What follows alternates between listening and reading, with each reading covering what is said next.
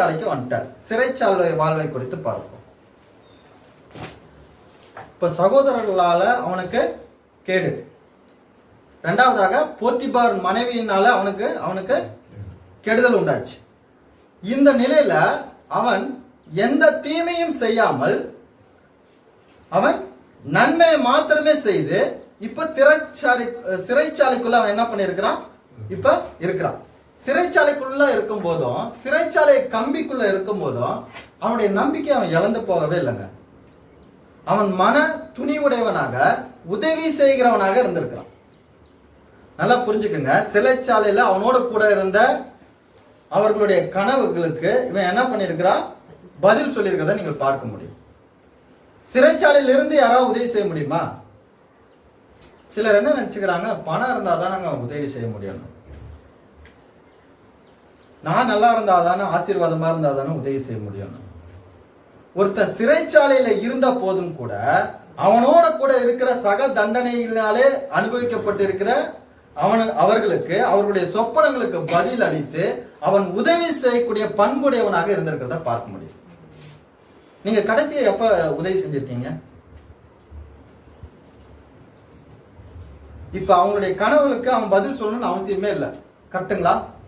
ஆனா நான் விசுவாசிக்கிறேன், யோசேப்புக்கு தேவன் அந்த வரங்களை தந்திருந்ததுனால அந்த வரங்கள் தேவனிடத்தில் சேர்ப்பதற்கு பயன்படுத்தும் விதத்திலே அந்த கனவுகளுக்கு அவன் மனமோந்து அந்த உதவியை செஞ்சிருக்காங்க, கரெக்டுங்களா? அவன் பதில் சொல்லணும்னு அவசியம் இல்லதான். அந்த கனவுகளுக்கு யார் என்னன்னே தெரியாது. சிறைச்சாலையில இவனை போல தண்டனைக்குரியவர்களாக இருக்கக்கூடியவங்க, இவன் நன்மை செய்து ஒரு தீமையும் செய்யாமல் சிறைச்சாலையில் இருக்கிறவன், அவங்களுக்கு உதவி செய்யணும்னு அவசியம் இல்லை. ஆனா அவன் உதவி செய்ய ஆரம்பித்து அவர்கள் விடுதலை பெற்று போய் 2 ஆண்டுகளுக்கு அப்புறம் பார்வோனுக்கு சொப்பனம் வருது. பார்வோனுக்கு சிறைச்சாலையிலிருந்து விடுதலை போன அவர்கள் என்ன பண்றாங்க, இந்த மாதிரி சிறைச்சாலையில ஒரு நபர் சொப்பனங்களுக்கு அர்த்தம் சொல்லுகிறார், அவர் சொல்லுகிறது சரியானதாக இருக்கிறது என்று சொல்லும் போது பார்வோன் அவனை அழைத்து அவனுடைய சொப்பனங்களுக்கு பதில் அளிக்கும்படி சொல்லுகிறார். அவன் அந்த சொப்பனங்களுக்கு பதில் அளிக்கிறதை பார்க்கிறோம். அப்பொழுது பார்வோனுடைய வார்த்தைகள் எப்படி இருக்குன்னு பாருங்களேன். ஆதியாகமம் 39:21 பாருங்க. கர்த்தரோ யோசேப்போடு இருந்து அவன் மேல் கிருபை வைத்து சிறைச்சாலை தலைவனுடைய தயவு அவனுக்கு கிடைக்கும்படி செய்தார். சிறைச்சாலையில் இருக்கும்போது கர்த்தர் உங்களோட இருப்பாரா? வீட்டுல இருக்கும்போது இருக்காரு, வேலைக்கு போகும்போது இருக்கிறாரு, வேலை முடிஞ்சு வரும்போது இருக்கிறாரு. சிறைச்சாலை இருக்கும்போது உங்க ஆண்டவர் உங்களோட இருக்காரா? யோசேப்போட கூட இருந்திருக்கிறாரு. ஏன்னா யோசேப்பு அவரோட கூட இருந்தான். நீங்கள் தேவனோட கூட இருக்கும்போது தேவன் உங்களோட இருப்பாரு. அது எந்த சூழ்நிலையாக இருந்தாலும், எப்படிப்பட்ட சூழ்நிலையா இருந்தாலும், உலகத்தில் எங்கிருந்தாலும் உங்களோட கூட இருக்கிற ஆண்டவர் தாங்க இந்த வேதாந்தத்தினுடைய மெய்யான தேவன். நீங்கள் சூழ்நிலையில பிரச்சனைகளை நீங்கள் கடந்து போகும்போது உங்களுக்கு விட்டுட்டு போற தேவன் உங்களுடைய தேவன் கிடையாது. அந்த சூழ்நிலைகளையும் உங்களுக்கு சாதகமாக்கி அவருடைய சித்தத்தை பூமியில் நிறைவேற்றுவதற்கு உங்களை எப்படி பயன்படுத்த வேண்டும் என்பதை அறிந்தவர் தான் இந்த வேதாந்தத்தினுடைய மெய்யான தேவன். அந்த தேவன் உங்களோடு இருந்தால் நீங்கள் காரிய சித்தியுடையவர்களாக தேவனுடைய ஞானத்தினாலே தேவனுடைய வழிகளிலே நடக்கிறவர்களாக இருக்க முடியும்.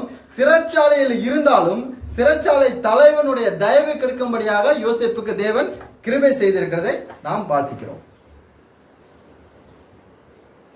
சங்கீதம் 37, 39, 40 வசனங்களை பாருங்களேன். அதே சங்கீதம் 37, 39, 40. நீதிமான்களுடைய ரட்சிப்பு கர்த்தரால் வரும். இக்கட்டு காலத்தில் அவரே அடைக்கலம். அவர்கள் அடைக்கலம். கர்த்தர் அவர்களுக்கு உதவி செய்து அவர்களை விடுவிப்பார். அவர்கள் அவரை நம்பி இருக்கிறபடியால் அவர்களை துன்மார்க்கருடைய கைக்கு தப்புவித்து ரட்சிப்பார். நீதிமான்களுடைய ரட்சிப்பு கர்த்தரால் வரும். யோசேப்புக்கு சிறைச்சாலை தலைவனுடைய தயவு யாருனாலே கிடைத்தது? கர்த்தரால் கிடைத்தது. அந்த தயவினாலே அவன் சிறைச்சாலையிலே உதவி செய்த காரியத்தினாலே அந்த செய்தி பார்வோனிடம் சென்றது. பார்வோன் அவனை குறித்து கேள்விப்பட்டு அவனுடைய சொப்பனத்துக்கான அர்த்தத்தையும் கேள்விப்படுகிறான். கேள்விப்பட்டதுக்கு அப்புறம் யோசேப்பை பார்வோன் எப்படி பயன்படுத்தினார்னு பார்க்கலாம். சரிங்களா? முதல்ல அவனுடைய இளமை பருவத்தை பார்த்தோம். அவனுடைய வாலிப பருவத்திலே முதல்ல அடிமை வாழ்வை பார்க்கிறோம். இரண்டாவதாக சிறைச்சாலை வாழ்வில் அவனை பார்த்தோம். மூன்றாவதாக இப்ப அரசவை வாழ்வு. இப்ப எங்க போறார் அவரு? பார்வோனிடம் போகிறார். இப்ப பார்வோனிடம் போய் அவன் அந்த சொப்பனத்துக்கான அர்த்தத்தை சொன்ன போது பார்வோன் அவனை பார்த்து சொல்லுகிற வார்த்தைகளை நாம் வாசிக்கலாம். ஆதியாகமம் 41, 38, 39 பாருங்க. ஆதியாகமம் 41 அதிகாரம் வசனங்கள் 38, 39. அப்பொழுது பார்வோன் தன் ஊழியக்காரரை நோக்கி, தேவ ஆவியை பெற்ற இந்த மனுஷனை போல வேறு ஒருவன் உண்டோ என்றான். பின்பு பார்வோன் யோசேப்பை நோக்கி, தேவன் இவர்கள் எல்லாவற்றையும் உனக்கு வெளிப்படுத்தி இருக்கிறபடியால் உன்னை போல விவேகமும் ஞானமும் உள்ளவன் வேறு ஒருவனும் இல்லை. உன்னை போல விவேகமும் ஞானமும் உடையவன் ஒருவனும் இல்லை. நீ என் அரண்மனைக்கு அதிகாரியாய் இருப்பாய். உன் வாக்கின்படியே என் ஜனங்கள் எல்லாரும் அடங்கி நடக்க கடவர்கள். சிங்காசனத்தில் மாத்திரம் உன்னிலும் நான் பெரியவனாய் இருப்பேன். சிங்காசனத்தில் மாத்திரம் உன்னோட பெரியவன், மற்றபடி எல்லா அதிகாரமும் வல்லமையும் யாரிடம் இருக்கிறது? உன்னிடம் இருக்கிறது. யோசேப்பு என்ன பண்ணாரு? ஒரு அரசை வெல்வதற்கு என்ன பண்ணணும்? ஒரு பேரரசு, அந்த அரசையும் வெல்வதற்கு என்ன பண்ணணும்? போர் செய்யணும். போர் தந்திரங்கள் இருக்கு, போருக்கு ஆயுதங்கள் இருக்கு, போர் முறைமைகள் இருக்கு. இது எல்லாம் தெரிந்துதான் ஒரு அரசனை வெல்ல முடியும். ஆனா ஆண்டவர் உங்களோட இருந்தா எந்த போரும் செய்யாம, எந்த ஆயுதமும் இல்லாம, எந்த முறைமையும் இல்லாம, தேவனுடைய விவேகத்தினாலும் தேவனுடைய ஞானத்தினாலும் நீங்கள் அந்த அரசரை வெல்ல முடியுங்க. பார்வனுடைய மனதை யார் வென்றால்? யோசேப்பு எந்த போருமே செய்யல. சகோதரர்களால கேடுக்குள்ளாகப்பட்டார். போத்திபாரனுடைய மனைவியினால சிறைச்சாலைக்குள்ள தள்ளப்பட்டார். கட்டுங்களா? நன்மை செய்து தீமையை அனுபவித்த நபர். ஆனால் தேவனுடைய விசுவாசம் அவனோட கூட இருந்ததுனாலே, கர்த்தருடைய தயவு அவனோட கூட இருந்ததுனாலே, சொப்பனங்களுக்கு அர்த்தம் சொல்லுகிற அந்த வரங்கள் இருந்ததுனாலே, அந்த வரங்களை குறித்து கேள்விப்பட்ட பார்வோன் அவனை அழைத்து அவனை வாழ்த்துகிற செய்தியையும் அவனுக்கு அதிகாரத்தை கொடுக்கிற செய்தியும் தான் இந்த வசனத்துல வாசிக்கிறோம்.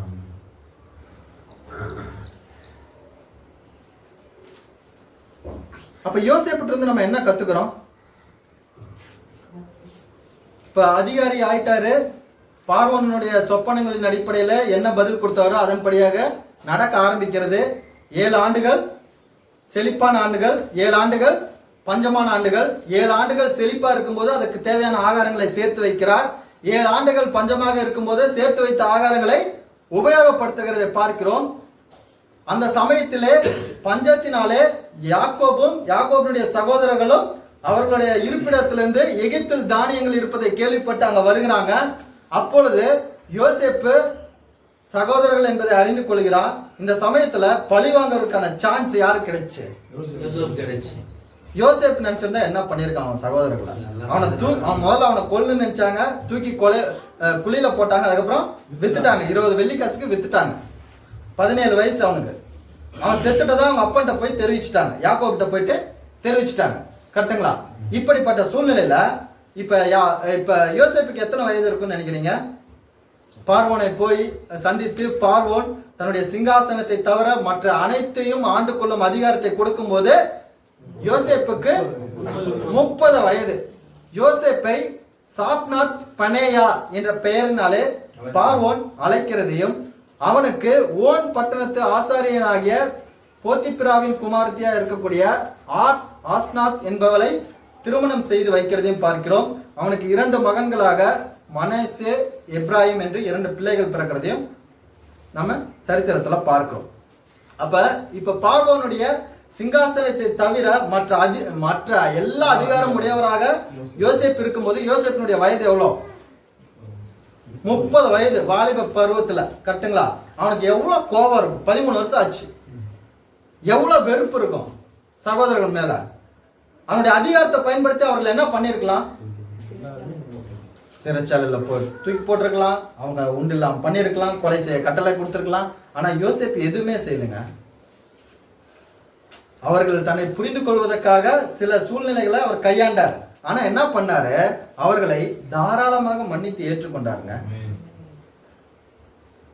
அவர்களை ஏற்றுக்கொண்டு அவனுடைய தகப்பனும் எகிப்துக்கு வரவழைக்கப்படுகிறத பார்க்கிறோம். இந்த மாதிரி ஒருவேளை உங்களுக்கு தீமை செய்தாலும் தீமை செய்கிறவர்களுக்கும் நன்மை செய்கிறவர்களாக இருக்கீங்களா? உங்களை துன்பப்படுத்தி உங்களை காயப்படுத்தினாலும் நீங்கள் அவர்களை வாழ்த்துகிறவர்களாக இருக்கீங்களா? மனப்பூர்வமாக மன்னிக்கிறீங்களா? யோசேப்பு செஞ்சிருக்காருங்க. யோசேப்பினுடைய பாதி நாட்கள் எங்க அடிமை வாழ்விலையும் சிறைச்சாலையிலுமே போயிடுச்சு. இப்பதான் தேவனுடைய ஆவியினாலே தேவனுடைய ஞானத்தினாலே பார்வோனுடைய கண்களிலே தயவு கிடைத்து தேசத்தினுடைய ஒரு ஆளுநர் அந்தஸ்திலே உயர்த்தப்பட்டிருக்கிறார். உயர்த்தப்பட்ட அவர் தன்னுடைய அதிகாரத்தையும் வல்லமையும் தவறாக உபயோகப்படுத்த வாய்ப்பு இருந்தும் அதை உபயோகப்படுத்தாமல் தன்னுடைய சகோதரர்களை மனப்பூர்வமாக மன்னித்து ஏற்றுக்கொண்டதையும் அதன் நிமித்தமாக இந்த யோசேப்பு உயிரோடு இருக்கிற செய்தியை கேள்விப்பட்டு யாக்கோபும் எகிப்துக்கு வருகிற காரியங்களையும் நாம் பார்க்கிறோம். இப்போ எகிப்துக்கு வந்ததுக்கு அப்புறம் யோசேப்பை பார்த்ததுக்கு அப்புறம் யாக்கோபுக்கு எவ்வளவு சந்தோஷம் வந்திருக்கும். 13 வருஷம் தன்னுடைய மகன் இறந்து போனதாக எண்ணிக்கொண்டிருந்த யாக்கோபு முதல் முறையாக தன்னுடைய மகன் உயிரோடு இருப்பதையும் அதே சமயம் உலகத்தினுடைய வல்லரசு தேசத்திலே ராஜாவுக்கு அடுத்த அந்தஸ்துல இருக்கிறத பார்க்கும்போது எவ்வளவு மகிழ்ச்சியும் சந்தோஷமும் களி கூறுதலும் உண்டாயிருக்கும். இது எல்லாம் நடந்தது யோசேப்புக்கு அவனுடைய விசுவாசத்தினால. அவன் தேவனை விசுவாசித்து தேவனோட நடந்ததுனாலே இது நடந்ததை நாம் அறிந்திருக்கிறோம். இப்ப இந்த சூழ்நிலைகளில யாக்கோபு தன்னுடைய மகனை ஆசீர்வதிக்கிற ஆசீர்வாத வார்த்தைகளை நாம் கவனிக்கிறோம். ஆதியாகமம் 49 அதிகாரம் 22 வசனம் பாருங்களேன். யோசேப்பு கனிதரும் செடி, அவன் நீரூற்றண்டையில் உள்ள கனிதரும் செடி, அதன் கொடிகள் சுவரின் மேல் படரும். யோசேப்பு கனி தரும் செடி. தனக்கு ரொம்ப பிரியமான மகன், தன்னுடைய முதிர் வயதுல பெற்ற மகன், 17 வயதுல அவன் மரித்ததாக செய்தியை கேள்விப்பட்டிருக்காரு யாக்கோபு. பின்பாக எகிப்துல அவனை ராஜாவுக்கு அடுத்த அந்தஸ்துல சந்திக்கிறார். தேவனுடைய ஞானத்தினால, தேவனுடைய அறிவினால, தேவனுடைய ஆவியினால அவன் தேசத்தை பஞ்ச நாட்களில் வழிநடத்துகிறத பார்க்கிற யாக்கோபு அவனை ஆசீர்வதித்து வாழ்த்தும் போது யோசேப்பை பார்த்து என்ன சொல்கிறார்? யோசேப்பு கனி தரும் செடி. நீங்கள் விசுவாசத்தில் இருப்பீர்களானால், விசுவாசத்தில் நடப்பீர்களானால் நீங்கள் கனி தரக்கூடியவர்களாக இருக்கணும். இயேசு கிறிஸ்து இதே காரியத்தை தான் சொல்றார். நீங்கள் என்னை நிலைத்திருப்பீர்களானால் மிகுந்த கனிகளை கொடுக்கிறவர்களாக இருப்பீர்கள். யோசேப்பு கனி தரக்கூடிய ஒரு செடியாக இருப்பான் என்ற ஆசீர்வாதத்தை தன்னுடைய தகப்பனிடமிருந்து பெற்றுக்கொண்டான். யோசேப்பினுடைய நல்லொழுக்கமும் அவனுடைய நேர்மையும் எல்லா சோதனைகளிலும் அவனை தேவனோட நடப்பதற்கு உதவி செய்யக்கூடியதாக இருந்துச்சுங்க. அவனுடைய தந்தையினுடைய பாசம், தன்னுடைய சகோதரர்களுடைய பொறாமை, போத்திபார் அந்த ஒழுக்கமற்ற அவனுடைய குற்றச்சாட்டு, போத்திபாருடைய மனைவியினுடைய குற்றச்சாட்டு, அவனுடைய அடிமை வாழ்வு, அவனுடைய சிறைச்சாலை வாழ்வு, இது எல்லாமே இந்த எல்லா சூழ்நிலைகளுக்கு மத்தியிலும் அவன் தேவனுடைய விசுவாசித்து தேவனோடு கூட நடந்த மனுஷங்க. கனி தரும் ஒரு செடியாக இருப்பார் என்பதை அந்த அவருடைய தகப்பனார் வாழ்த்துகிறதை பார்க்கிறோம். அப்போஸ்தலர் 7 அதிகாரம் 10 வசனம் பாருங்களேன். அப்போஸ்தலர் 7 அதிகாரம் 10 வசனம்.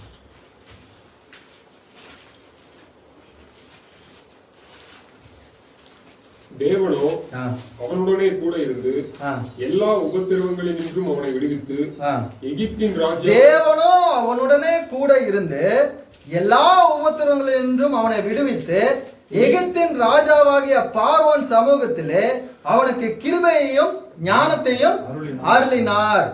அந்த ராஜா அவனை எகிப்து தேசத்துக்கும் தன் வீடு அனைத்துக்கும் அதிகாரியாக ஏற்படுத்தினார்.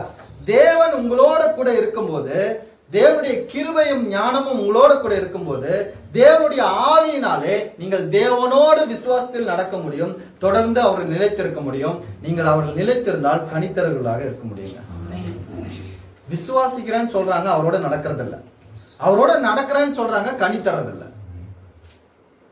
கரெக்டுங்களா? ஒரு நல்ல மரம், அது நல்ல மரம் என்பதை அறிந்து கொள்வதற்கு அதனுடைய கனி அவசியம். அதனுடைய கனியினால அது எந்த வகையான மரம் என்பதை அறிந்து கொள்ள முடியும். அப்ப யோசேப்பை போல நாமளும் கனி தரும் செடிகளாக இருக்கணும். நீர் ஊற்றண்டையிலே கனி தரும் கொடிகளாக. என்ன பண்ணணுங்க? படரணும். அப்ப கர்த்தருடைய வார்த்தையிலே நீங்கள் தரித்திருந்து கர்த்தருடைய வார்த்தையிலே நடக்கும்போது நீங்கள் கனி தரும் செடியாக இருந்து நீங்கள் சுவரின் மீது படருகிறவர்களாக இருப்பீர்கள். ஓகேங்களா? இப்ப அவருடைய விசுவாசத்தை தன்னுடைய வார்த்தைகளை வெளிப்படுத்துகிறத பார்க்கலாம். அவருடைய மரணத்தினுடைய தருவாயில மரிப்பதற்கு முன்பாக சொல்லுகிறார். ஆதியாகமம் 50 அதிகாரம் 24 26. ஆதியாகமம் 50 வசனங்கள் 24 26.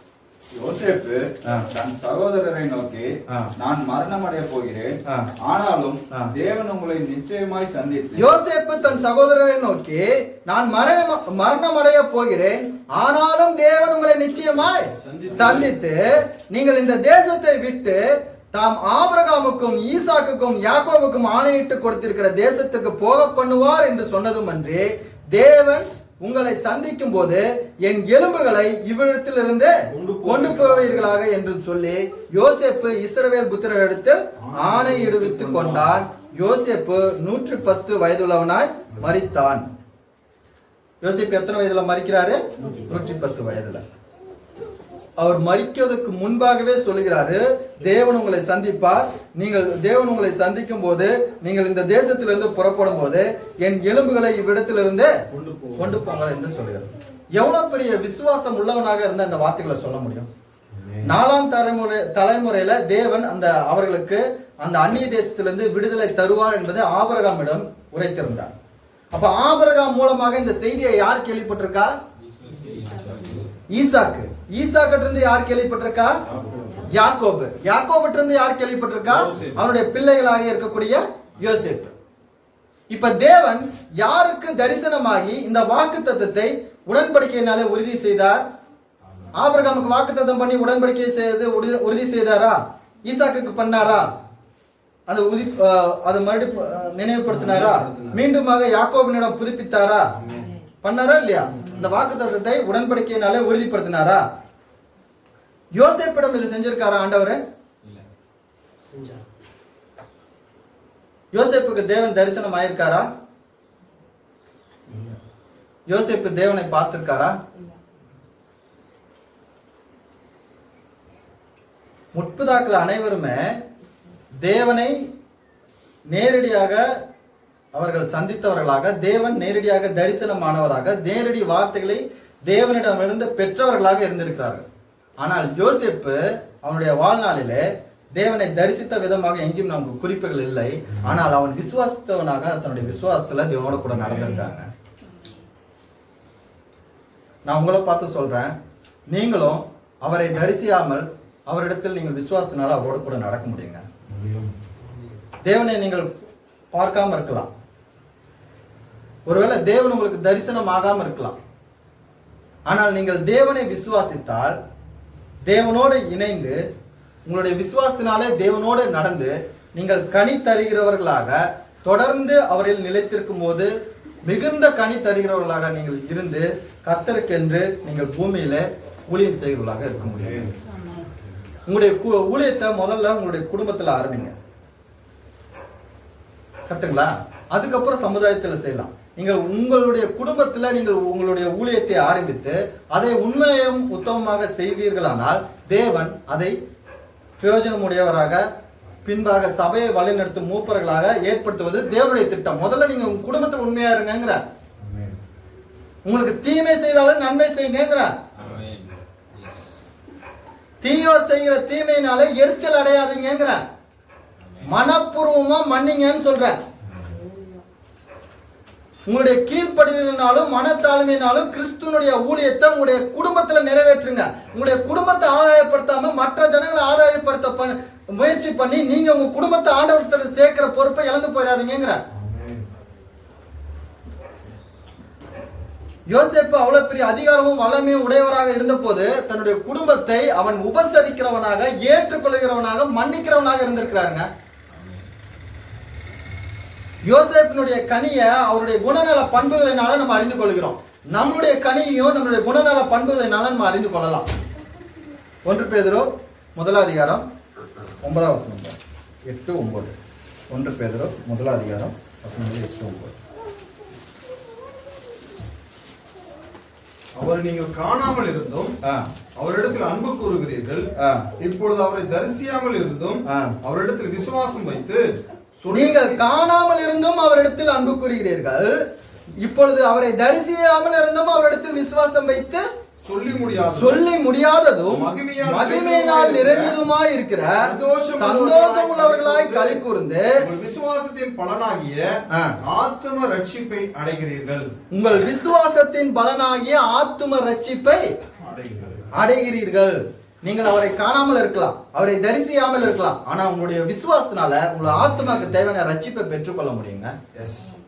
நீங்கள் விசுவாசிக்காம தேவனுக்கு பிரியமா இருக்க முடியாது. அதே மாதிரி விசுவாசிக்காம உங்களுடைய ஆத்மா ரட்சிப்பையும் பெற்றுக்கொள்ள முடியாது. தேவன் உண்மையுள்ளவர் என்பதை விசுவாசிக்க வேண்டும். அந்த உண்மையுள்ள தேவன் தாம் உண்டாக்கின மனிதன் தாம் பக்கமாக மனம் திரும்புவதை விரும்புகிறார். மனம் திரும்பின ஒருவர் அவருடைய வார்த்தைகளுக்கு கீழ்ப்படிந்து அவரை அறிவிக்க வேண்டியதை விரும்புகிறார். உண்மையுள்ள ஒவ்வொரு விசுவாசியும் நீங்கள் அவரிடம் மனம் திரும்பி அவருடைய வழிகளில் நடந்து அவரை அறிவிக்கிறவர்களாக இருக்கணுங்க. தேவன் அதை தான் விரும்புகிறார். யோசேப்பை போல இங்க இருக்கிற இதை பார்க்கிற நீங்களும் கனித்தரும் செடியாக, நீங்கள் படர்கிற செடியாக, நீர் ஊற்று அண்டையிலே இருக்கிற செடியாக இருந்து தேவனுடைய வார்த்தையினாலே நீங்கள் கனித்தருகிற செடியாக நீங்கள் வளர்வதற்கு உங்கள் அனைவரையும் கிறிஸ்துவுக்குள்ளாக அன்புடன் வாழ்த்துகிறேன். கர்த்தர் தாமே இந்த வார்த்தைகளை உங்களுக்கு ஆசீர்வதித்து தருவார்கள்.